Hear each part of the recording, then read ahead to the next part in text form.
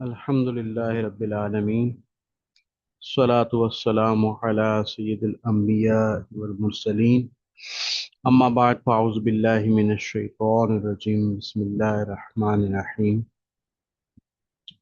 ہمارا درس چل رہا تھا ادارہ معرفت القرآن کے آن لائن کے زیر اہتمام الاشباح والنظائر، اور اس کا قاعدہ نمبر 2 تھا الامور بمقاصدها.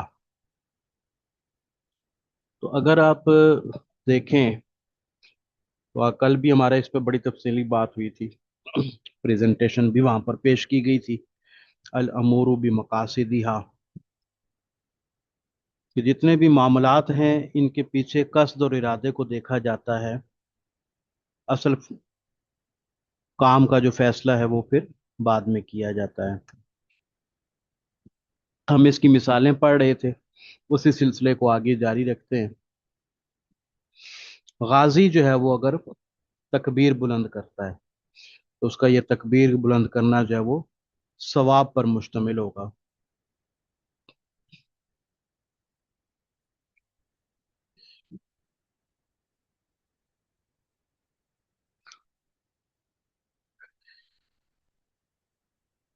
لأن الحارث والفقاعی، یہ جو حارث تھا یا یہ جو فقاعی تھا، مشروب بیچنے والا تھا، یہ اگر ذکر اللہ کرتے ہیں، تسبیح پڑھتے ہیں، لوگوں کو متوجہ کرتے ہیں اپنے مال کی طرف، تو یہ اس کے عوض میں اجرت لے رہے ہیں. اس لیے ان کا یہ کہنا جو ہے وہ روا نہیں ہوگا. رجل جاء الى بزاز لیشتری منہ صوبا فلما یا فتح المتاع قال سبحان اللہ او قال اللہم صلی علی محمد. ایک شخص ہے، اس نے کپڑا خریدنے کے لیے ایک بزاز کے پاس آتا ہے، کپڑا بیچنے والے کے پاس آتا ہے. جب سامان کھولا جاتا ہے تو جو دکاندار ہے وہ توجہ حاصل کرنے کے لیے، کپڑے کی تعریف کرنے کے لیے، کپڑے کی عمدگی بتانے کے لیے سبحان اللہ، ذکر اللہ، درود شریف وغیرہ پڑھتا ہے. تو ان اراد بذالک اعلام المشتری جودت ثیابہ متاعہ تو کریہا. اگر تو یہ ذکر اللہ کرنے کے جو سبب ہے اس کا، اس کے پیچھے اس کی جو نیت ہے کہ وہ اپنے سامان کو بیچنے کے لیے اپنے سامان کی عمدگی کو بیان کرتا ہے، اپنے کپڑے کی جودت کو بیان کرتا ہے، تو یہ دکاندار کا اعلانیہ درود پڑھنا گاہک کو متوجہ کرنے کے لیے، تو یہ اس کا مکروہ ہوگا. اسی طرح اگر کوئی شخص جو ہے وہ آج کل کے دور میں یوٹیوب پر ٹک ٹاک بناتے ہوئے الحمدللہ، سبحان اللہ، درود پاک کا آڈیو اس نیت سے لگاتا ہے تاکہ ویڈیو اس کی وائرل جائے، اس کو ویوز ملیں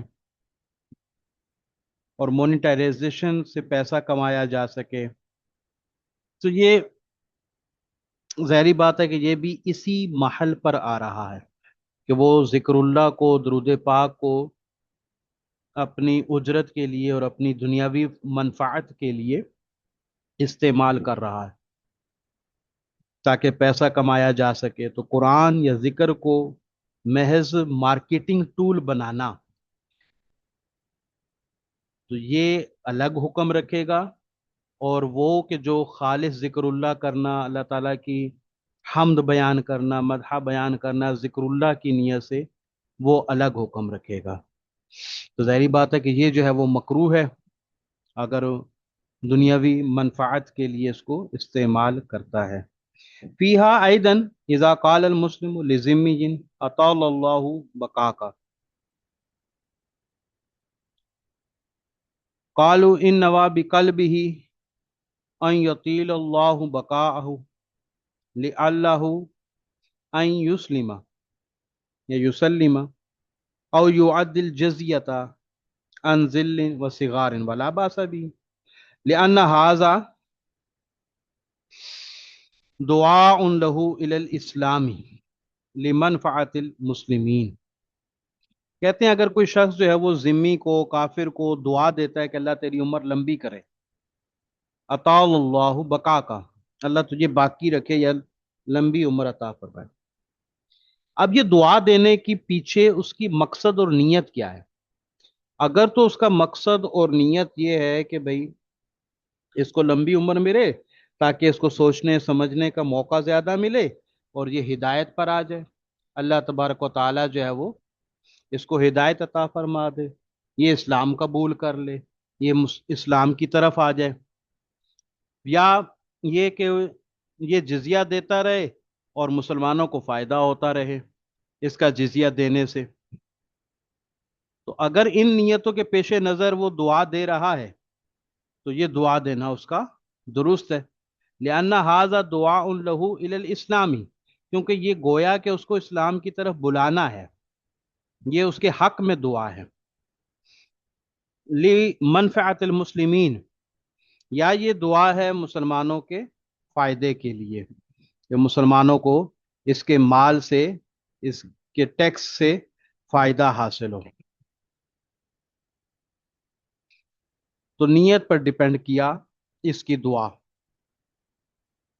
ثم قال رجل امسک مصحف فی بیتہ ولا یقرأ وان والخیر والبرکۃ لا یأسف یرجى له ثواب. ایک شخص جو ہے وہ اپنے گھر میں مصحف شریف رکھتا ہے، قرآن پاک رکھتا ہے، تلاوت وغیرہ وہ نہیں کرتا جیسا کہ آج کل کا دور چل رہا ہے. ہر گھر میں جو ہے وہ قرآن پاک تو رکھا ہی ہوتا ہے، لیکن تلاوت قرآن پاک کی شاذ شاذ ہی کہیں صورتیں پائی جاتی ہیں. مسلمانوں کے گھروں میں قرآن پاک موجود ہے. عام طور پر یہ قرآن پاک نکلتے ہیں جب گھر میں کوئی فوتگی ہو جاتی ہے، اس وقت نکالے جاتے ہیں، یا کسی گھر میں جو ہے وہ رخصتی ہوتی ہے تو لڑکیوں کی رخصتی کے موقع پر قرآن پاک کو جو ہے وہ سر پہ رکھا جاتا ہے. تو یہ قرآن پاک کا استعمال ہے. اگر تو وہ خیر اور برکت کی نیت سے اس نے یہ رکھا ہوا ہے تو کوئی گناہ نہیں، بلکہ اس کو اس پر ثواب کی بھی امید کی جا سکتی ہے. بہرحال قرآن پاک صرف رکھنے کی چیز نہیں ہے، قرآن پاک سے جو ہے وہ پڑھنا بھی چاہیے، سمجھنا بھی چاہیے. اس کا پڑھنا، اس کا سمجھنا ہر طرح سے عبادت ہے. اس کو چھونا عبادت ہے، اس کو دیکھنا عبادت ہے. تو قرآن پاک کی تلاوت اپنے معمول میں ہمیں رکھنی چاہیے. ایک دوست ہیں، ان کا ایک اچھا معمول مجھے لگا کہ ان کے والد کا انتقال ہوا تو والد کے انتقال کے بعد سے انہوں نے ایک پارہ روزانہ تلاوت کا اپنا معمول بنا لیا. اب تو ہو سکتا ہے اتنے عرصہ گزر گیا ہے، دوبارہ اس ٹاپک پہ ان سے کبھی بات ہوئی نہیں. تو اگر تو یہ سلسلہ ان کا چل رہا ہے تو میں تو یہ سمجھتا ہوں کہ اب تک وہ قرآن پاک کے حافظ ہو چکے ہوں گے. تو باہر کیف ہمیں بھی جو ہے وہ ایک پارہ، ایک منزل 30 دنوں میں قرآن پاک کا ختم یا 7 دنوں میں قرآن پاک کا ختم کرنا ہی چاہیے. مفتی فاروق علیہ رحمہ کی یہ عادت مبارکہ تھی کہ وہ 7 دنوں میں قرآن پاک ختم کر لیا کرتے تھے. تو لگے ہاتھوں بات چلی تو میں نے عرض کر دیا کہ ہمیں بھی تلاوت قرآن پاک جو ہے وہ کرتے رہنا چاہیے.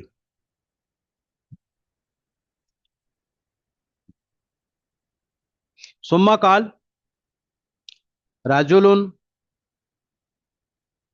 یذکر اللہ فی مجلس الفسق قالوا ان نوا ان الفسقۃ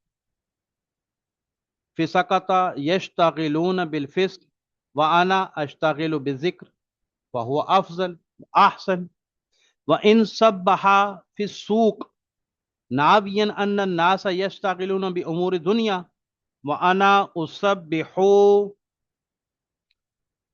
اللہ فی هذا الموضع فهو افضل من ان یسبح وحدہ فی غیر السوق. تو کہتے ہیں کہ اگر کوئی شخص جو ہے وہ یہ نیت کرتا ہے ذکر اللہ کرتا ہے، اور ذکر اللہ کرنے ایسے مقام پر ذکر اللہ کرتا ہے جہاں فاسقین ہیں، اور فاسق لوگ جو ہیں وہ اپنے اپنے فسق و فجور میں لگے ہوئے ہیں، نافرمانی میں لگے ہوئے ہیں، گناہوں میں لگے ہوئے ہیں، اور یہ بندہ ایسی جگہ پر تسبیح کرتا ہے، حمد و ثنا بیان کرتا ہے، ذکر اللہ کرتا ہے، اور دل میں یہ ارادہ اور نیت ہے اس کے کہ مجھے اللہ تبارک و تعالیٰ نے توفیق دی، کسی مقام پر یہ لوگ جو فسق و فجور کر رہے ہیں اور میں تسبیح کر رہا ہوں۔ اسی طرح اگر کوئی شخص بازار میں جا کر تسبیح کرتا ہے، اللہ کی حمد و ثنا بیان کرتا ہے، ذکر اللہ کرتا ہے، تو یہ اس کا تسبیح کرنا افضل ہے۔ کس بات سے؟ غیر بازار میں، اکیلے میں، تنہائی میں اس کا ذکر و درود پڑھنے سے۔ تو ایک وہ شخص ہے کہ جہاں نیت پر ڈیپینڈ کرتا ہے کہ یہ اشخاص جو ہیں، یہ لوگ تسبیحات بیان کر رہے ہیں ایسے مقامات پر جہاں فسق و فجور ہے، جہاں لوگ امور دنیا میں مشغول ہیں، اور ان لوگوں کی یہ نیت ہے کہ اللہ تبارک و تعالیٰ نے ان غافلین کو غفلت میں رکھا ہوا ہے، اور اسی جگہ پر اللہ تعالیٰ نے ہم پر اپنا کرم فرمایا ہے، اور ہم جو ہے وہ ذکر اللہ اور تسبیح کر رہے ہیں، تو یہ ان کا کام افضل ہے، ثواب والا ہے۔ وَإِن صَبَّحَ عَلَى وَجْهِ الْاعْتِبَارِ يُؤْجَرُ عَلَى ذَلِكَ وَإِن صَبَّحَ عَلَى أَنَّ الْفَاسِقَ يَعْمَلُ الْفِسْقَ كَانَ آثِمًا۔ تو اگر یہ شخص جو ہے وہ تکبر کرتا ہے کہ دیکھیں یہ فاسقین ہیں، یہ فسق کر رہے ہیں، اور میں ان سے بہتر ہوں، اپنے آپ کو ان سے بہتر سمجھتا ہے، اور فاسق جو ہے وہ عمل فسق کر رہے ہیں اور میں جو ہے وہ اللہ کی تسبیح بیان کر رہا ہوں، تو اگر اس نیت کے ساتھ، اس تکبر کے ساتھ اگر یہ بندہ جو ہے وہ ذکر اللہ کرتا ہے، تسبیح بیان کرتا ہے، درود پاک پڑھتا ہے، تو کانا آثما، تو یہ گناہ گار ہوگا۔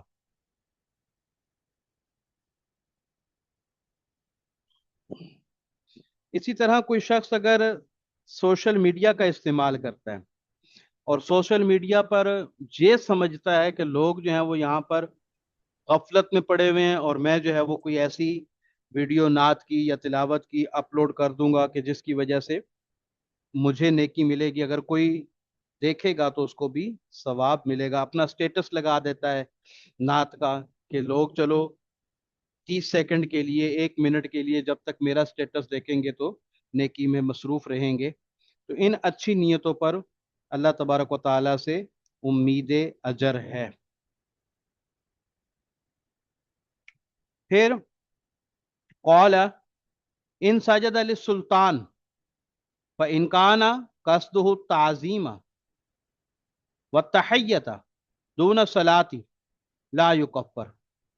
تو اگر تو بندہ جو ہے وہ کسی سلطان کو سجدہ کرتا ہے، اب یہ سجدے کی میں نے کل بھی پریزنٹیشن میں بات کر دی تھی کہ یہ سجدے سے مراد سجدے پیشانی کم از کم جو ہے وہ زمین پر ٹیکنا، یعنی جو سجدہ اصطلاحی ہے، جو سجدہ شرعی ہے، وہ یہاں پر مراد ہے کہ اگر ایسا سجدہ سلطان کے لیے کرتا ہے، کسی حاکم کے لیے کرتا ہے، کسی نگران کے لیے کرتا ہے، کسی معظم دینی یا معظم دنیاوی کے لیے کرتا ہے، اور ارادہ اس کا تعظیم کا ہے، نماز کا ارادہ نہیں ہے، اس کا عبادت کا ارادہ نہیں ہے اس کا، تو لا یکفر، اس کی تکفیر نہیں کی جائے گی، اس کو کافر قرار نہیں دیا جائے گا۔ اصلہ، اس کی جو اصل ہے، امر الملائکتی یا امیر الملائکۃ بالسجود لآدم صلاۃ اللہ وسلامہ علیہ وسجود اخوت یوسف علیہم السلام۔ تو یوسف کے بھائیوں کا یوسف کو سجدہ کرنا اور فرشتوں کا آدم علیہ السلام کو سجدہ کرنا، تو یہ اس کی دلیل ہے، یعنی سجدہ تعظیمی کی۔ تو یہ سجدہ تعظیمی جو ہے وہ پچھلی شریعتوں میں جائز رہا تھا، لیکن اب نبی پاک صلی اللہ تعالی علیہ وآلہ وسلم کے دین میں، ان کی شریعت میں اس پر حرام ہونے کا فتویٰ ہے۔ تو اگر کوئی سجدہ تعظیمی کسی شخص کو کرتا ہے، چاہے وہ سلطان ہو یا غیر سلطان ہو، تو یہ سجدہ تعظیمی کرنا جو ہے یہ حرام ہے. عبادت کی نیت سے ہو تو کفر ہے، اور تعظیم کی نیت سے ہو تو حرام ہے. البتہ حرام ہے، کافر قرار نہیں دیا جائے گا. ولو اکرہ علی السجود، اگر اس کو سجدہ کرنے پر مجبور کیا جاتا ہے، للملک، بادشاہ کے لیے، بالقتل، قتل کی اس کو دھمکی دی جاتی ہے، تو اب حرام بھی نہیں رہے گا. فَإِنْ أُمِرَ بِهِ عَلَى وَجْهِ الْعِبَادَةِ، اگر اس کو یہ حکم دیا جاتا ہے کہ عبادت کے طور پر سجدہ کر، سجدے کا حکم دیا جاتا ہے اس کو برسبیل عبادت، فَالصَّبْرُ افضل، تو اس کا صبر کرنا افضل ہے، یعنی شہید ہو جانا بہتر ہے، اس کا قتل ہو جانا جو ہے وہ بہتر ہے. کمن اکرہ علی الکفر، ایسے ہی ہے جیسا کہ کسی کو کفر پر مجبور کیا گیا. وَإِنْ كَانَ لِلتَّحِيَّةِ فَالْأَفْضَلُ السُّجُودُ، تو اگر تحیت کے لیے، تعظیم کے لیے سجدہ کرنے پر مجبور کیا جاتا ہے اس بندے کو، تو اس کا اپنی جان بچانا جو ہے وہ افضل ہے. قالوا العقل فوق الشبع حرام بقصد الشہوت وإن قصد به تقویج علی الصوم او مواقلت الضیف فمستحب. کہتے ہیں کہ پیٹ بھر کر کھانا یہ ایک بات ہو گئی، اور پیٹ بھر کر، پیٹ اس سے بھی زیادہ کھانا، یعنی پیٹ بھر چکا ہے اب اس سے بھی زیادہ کھانا، تو یہ حرام ہے اگر شہوت کے ارادے سے ہو، خواہش کے ارادے سے ہو، محض کوئی اور نیت نہ ہو. لیکن اگر اسی زیادہ کھانے کو نیت کیا کر لیا، تقوی علی الصوم، روزے پر قوت حاصل کرنا، مثال کے طور پہ سحری کے ٹائم پہ کھا رہا ہے، رات کے پچھلے پہر میں کھا رہا ہے، تو اب وہ اس لیے زیادہ کھاتا ہے تاکہ پورا دن میرا آرام سے گزر جائے، روزے پر تقویت حاصل کرنے کے لیے کھا رہا ہے، تو اب یہ مستحب ہو جائے گا. او مواقلت الضیف، یا یہ کہ دل جوئی کے لیے کھا رہا ہے کہ مہمان نوازی کر رہا ہے تو اس کی کہیں دل شکنی نہ ہو جائے، تو اس کی دل جوئی کے لیے، اس کی دل آزاری سے بچنے کے لیے یہ کھائی چلے جا رہا ہے، تو یہ مستحب ہو جائے گا. تو بات وہی ہے کہ کام ایک ہی ہے لیکن نیتیں مختلف ہونے کی وجہ سے حکم مختلف لگ رہا ہے. اسی طرح اگر کوئی شخص جم یا فٹنس، فزیکل فٹنس وغیرہ کی طرف جاتا ہے، تو یہ جم جانا، اس کا باڈی بلڈنگ کرنا، پروٹین کی ڈائٹ وغیرہ لینا اس کا، تو یہ سب امور بھی اسی تحت کے آ جائیں گے. کہ اگر تو اس کا مقصد یہ ہوگا کہ میں لوگوں پر اپنا روب جماؤں گا، میں اپنا جسم دکھاؤں گا، خود نمائی کروں گا، کپڑے ہٹا کر دکھانا ہی نہیں ہوتا لازمی، مطلب باڈی نظر آتی ہے جس کی، شوشا ماروں گا جس کو کہتے ہیں ہم لوگ، نمائش کروں گا میں، تو یہ ناپسندیدہ امر ہے، مکروہ کام ہے. لیکن اگر اس کا مقصد جو ہے وہ صحت برقرار رکھنا ہو، تاکہ عبادات پر اور اپنے روزی روزگار پر اور خاندان کی کفالت پر میں بہتر طریقے سے کام کر سکوں گا، تو یہی ورزش، یہی جم جانا، یہی فزیکل فٹنس، یہ اس کے لیے باعث اجر و ثواب بن جائے گا.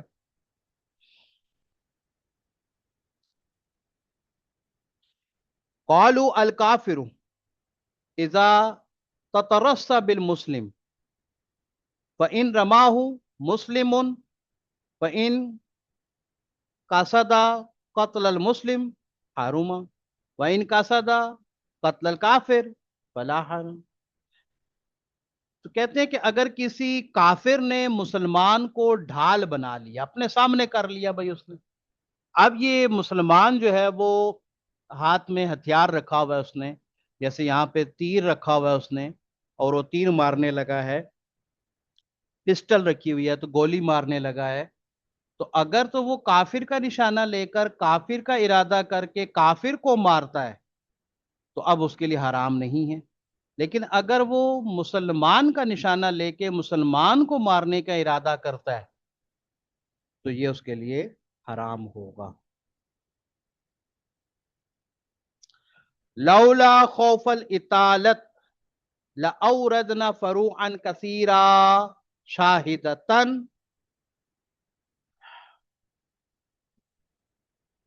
لما استنبطناہ من القاعدہ وہی الامور بمقاصدها۔ اگر تو ہمیں طوالت کا خوف نہ ہوتا تو ہم اس کی بہت ساری فروعات آپ کے سامنے پیش کر دیتے کہ ہم نے کس وجہ سے جو ہے وہ اس قاعدے سے استنباط کیا ہے۔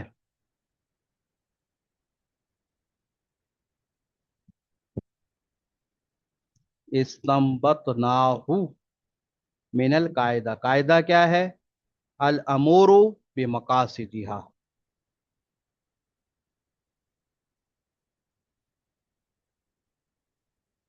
تو اگر طوالت کا خوف نہ ہوتا تو ہم اس قاعدے کی بہت سارے فروعی مسائل کو بیان کر جاتے۔ قالوا فی باب اللقطہ ان اخذها بنیت یا بنیت ردها حل له رفعها وان اخذ بنیت نفسه کان غاصبا آثما۔ تو اگر لقطہ اٹھاتے وقت بندہ نیت یہ کرتا ہے کہ بھائی میں تو اس کو اپنے لیے رکھوں گا، اپنے پاس رکھوں گا، اپنے لیے استعمال کروں گا، تو اب اس کا اٹھانا جو ہے وہ غصب ہوگا اور یہ گناہگار ہوگا۔ لقطہ اگر وہ اس نیت سے اٹھاتا ہے کہ میں مالک تک پہنچاؤں گا تو اب اس کا یہ اٹھانا جو ہے وہ حلال ہوگا، جائز ہوگا۔ تو کام ایک ہی ہے لقطے کا اٹھانا، لیکن نیتوں کے اختلاف سے حکم تبدیل ہو رہا ہے۔ وفی التتار خانیہ فی الحظر والاباحت اذا توسد الکتاب فإن قصد الحفظ لا یکرہ وإلا کرہ وإن غرس فی المسجد فإن قصد الظل لا یکرہ وإن قصد منفعت اخرى یکرہ۔ کتابت اسم اللہ تعالی علی الدراہم ان کانا بقصد العلامت لا یکرہ۔ الجلوس علی جولکی فیہ مصحف ان قصد الحفظ لا یکرہ والا یکرہ۔ تو یہ مزید انہوں نے مثالیں دے دی ہیں اس بات میں۔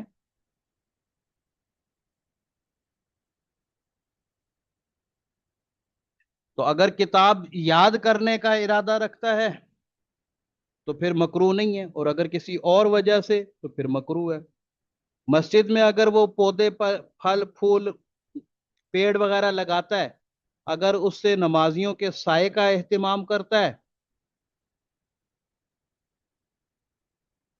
تو جائز، اور اگر کوئی اور منفعت دنیاوی رکھتا ہے کہ اس کو میں بیچوں گا مثال کے طور پہ اپنے لیے تو یہ ناجائز اور مکروہ ہو جائے گا۔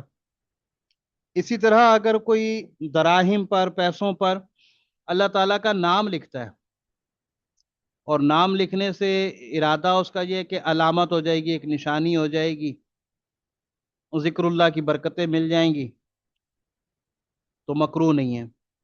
اسی طرح اگر کوئی صندوق وغیرہ پر بیٹھتا ہے کہ جس کے اندر کتابیں ہیں تو اگر تو ان کی حفاظت کا ارادہ ہے تو مکروہ نہیں ہے، ورنہ تو یہ بے ادبی ہے۔ ثم اعلم ان ہاتین القاعدتین یشمل ہما الکلام علی النیت۔ تو یہ دونوں جو قاعدے ہیں یہ نیت کے کلام پر مشتمل ہیں۔ فیہا مباحث عشرہ، اس میں 10 ابحاث ہیں جن کا اجمال کل بھی بتایا تھا۔ الاول فی بیان حقیقتها، پہلا جو ہے وہ نیت کی حقیقت، اس کی ڈیفینیشن، اس کی تعریف کے بیان میں۔ الثانی فی بیان ما شرعت لاجلہ، دوسرا جو بحث ہے وہ ہے کہ اس کو مشروع کیوں کیا گیا ہے، اس کی مشروعیت کا بیان ہے۔ الثالث فی بیان تعیین المنوی و عدم تعیینہ، پھر یہ کہ جس کام کی نیت کی گئی ہے اس کا معین اور غیر معین ہونے کے بارے میں تیسری بحث ہے۔ چوتھی بحث ہے فی بیان تعرض لصفت المنوی من الفرضیتی والنفلیتی والاداء والقضاء، وہ جس کام کی نیت کی گئی ہے اس کا تعلق اس کے وصف کو بیان کرنا کہ وہ فرض ہے، نفل ہے، ادا ہے یا قضا ہے۔ الخامس، پانچویں، فی بیان الاخلاص فیہا، نیت میں اخلاص کے بارے میں ہے۔ السادس فی بیان الجمع بین عبادتین بنیت واحدہ، ایک ہی نیت کے ساتھ دو عبادتوں کو جمع کرنے کے بارے میں چھٹی بحث ہے۔ السابع فی بیان وقتہا، ساتویں جو ہے وہ ان کے اوقات کے بارے میں ہے۔ الثامن فی بیان عدم اشتراط استمراریہا، یعنی ایک دفعہ نیت کر لی تو جب تک عمل آگے چلتا جا رہا ہے کیا ہر بار ساتھ ساتھ نیت کرتا جائے گا؟ مثال میں دیتا ہوں آپ کو روزے کی، کہ بھائی صبح یا رات میں اس نے روزہ رکھنے کی نیت کر لی تو اب کیا پورا دن ساتھ ساتھ نیت کرتا رہے گا جب تک کہ غروب آفتاب نہیں ہو جاتا، روزہ مکمل نہیں ہو جاتا؟ تو اس طرح کے بارے میں یہ بحث ہوگی۔ التاسع فی بیان محلہا، تو نیت کے محل کے بارے میں، یعنی محل جو ہے وہ دل ہے، اس کے بارے میں بیان ہوگا۔ العاشر فی بیان شروطہا، تو نیت کے شروط کی شرطوں کے بارے میں بیان ہوگا۔ تو یہ 10 ابحاث جو ہیں وہ پہلے دونوں قاعدوں سے متعلق، یعنی نیت سے متعلق ہونے والی ہیں۔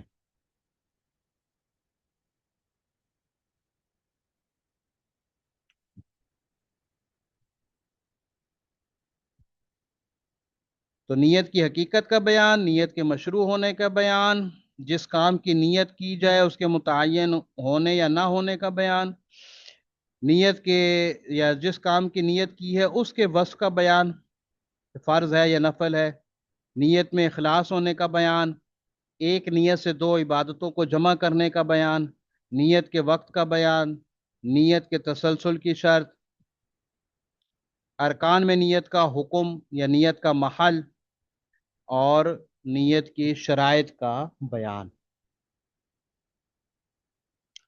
الاول بیان حقیقتہا، پہلا جو ہے وہ حقیقت کے بارے میں بیان ہے، نیت کی حقیقت کے بارے میں۔ لغت میں نیت کا معنی قصد کے ہیں، اور شرع میں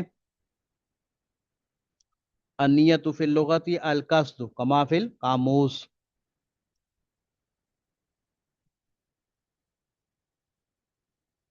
جیسا کہ قاموس میں ہے۔ نوى الشيء ینویہ نیت، یعنی کسی چیز کی نیت، نوى الشيء ینویہ، نوا ینوی سے نیت، تو کہتے ہیں تشدید کے ساتھ بھی ہے اور تخفیف کے ساتھ بھی، مراد اس کی قصد ہو یا قصد ہو،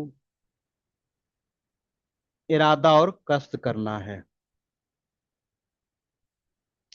فی الشرع کما فی التلویح قصد طاعت والتقرب الی اللہ تعالی فی ایجاد الفعل، ایجاد فعل کے وقت اللہ تبارک و تعالیٰ کا قرب اور اللہ تبارک و تعالیٰ کی اطاعت کا ارادہ کرنا نیت کہلاتا ہے۔ تو تقرب الی اللہ یہ نیت کہلاتا ہے۔ لا يرد علیہ النیت فی الطروق لأنہ کما قدمنا لا يتقرب بها الا اذا صار ترک کفن وهو فعل، تو یہ तुरुक की बहस में तफसील के साथ ये बात हो चुकी थी हमारी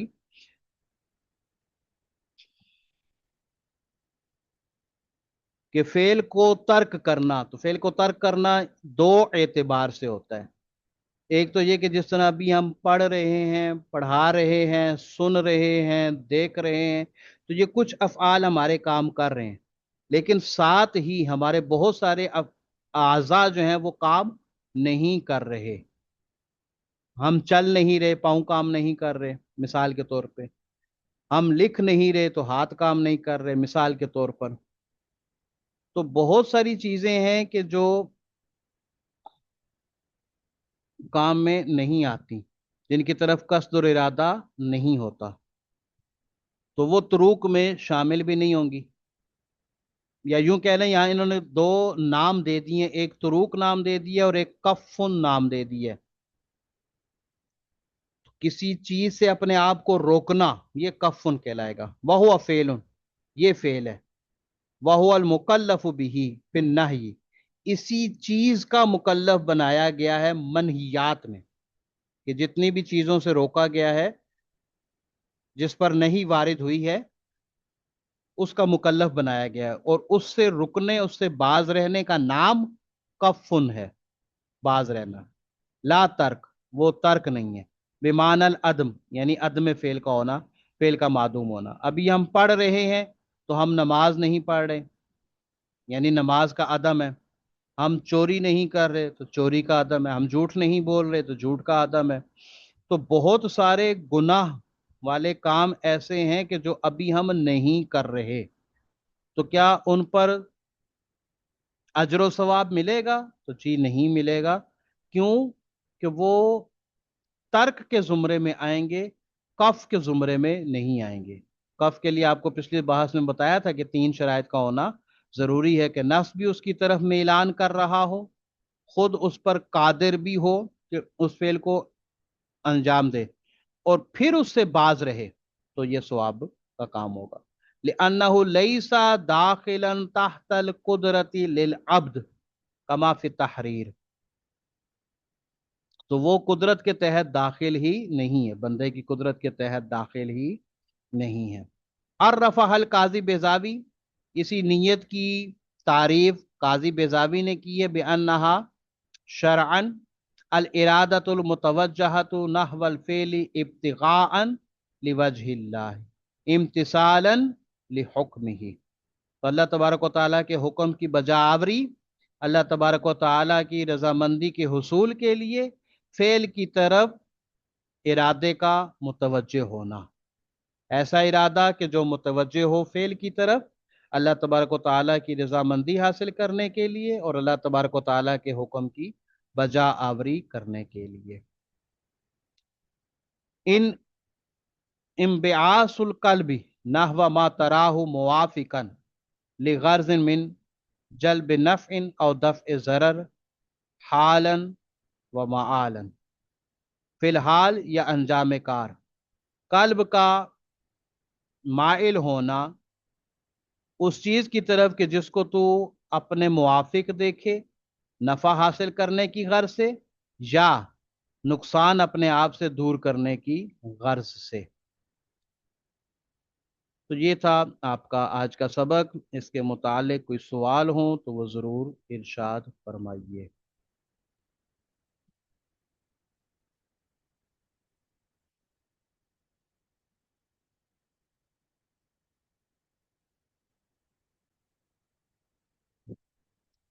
इरशाद फरमाइए।